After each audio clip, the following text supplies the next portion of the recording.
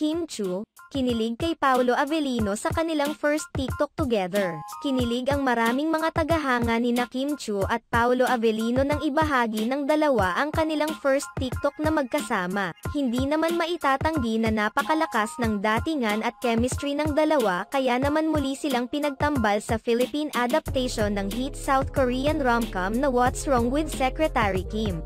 Hindi naman maitatanggi na napakalakas ng datingan at chemistry ng samantala sa latest update ng dalawa, sinayaw ni Kim Chu at Paolo Avellino ang TikTok trend na Loki Song.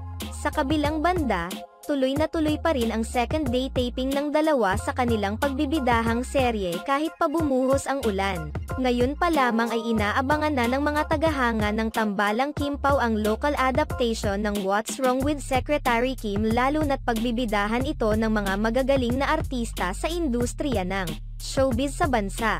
Excited ngayon ang mga tagahanga ng dalawa sa gagampanang nilang role dahil malayong malayo ito sa unang serye ginampanan nila bilang Victor at si Juliana sa linlang. Inaabangan rin ng mga netizens ang matinding transitions ng gagampanang karakter ni Kim Chu mula sa pagiging si Juliana at ngayon bilang si Secretary Kim. Samantala, narito ang ilang komento ng mga netizens sa nasabing video ni Paolo Avellino at Kim Chu.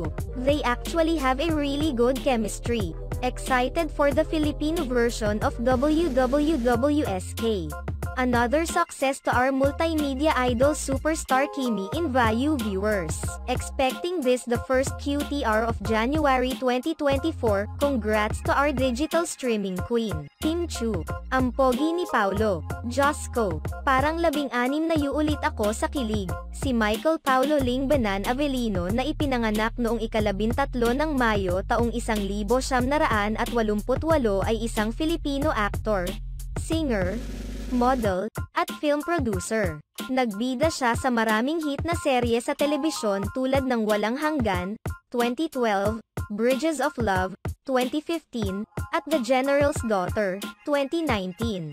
Sa mga pelikula, ang isa sa kanyang pinakakilalang mga gawa ay ang kanyang paglalarawan kay Gregorio del Pilar sa Philippine War epic na General Luna, 2015. Na kanyang muling ginawa sa isang pamagat na papel para sa sequel nito, Goyo, Ang Batang General, 2018. Kabilang sa iba pang kilalang pelikula ni Avellino ang Pagpag, Siyam na Buhay, 2013, I'm Drunk, I Love You, 2017, at Fangirl, 2020. Nagmula si Paolo Avellino sa kilalang pamilya sa Baguio, Pilipinas.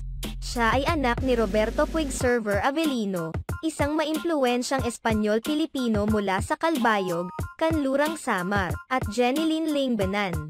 Siya ay apo ni Baltazar Avellino, dating gobernador ng Samar, at apo sa tuhod ni dating Senate President Jose Avellino. Mayroon siyang 3 kapatid, sina Honey, Gabriel, at Angela. Siya ang pangalawa sa pinakamatanda sa kanilang magkakapatid. Si Paolo Avellino ay may anak na lalaki kay LJ Reyes.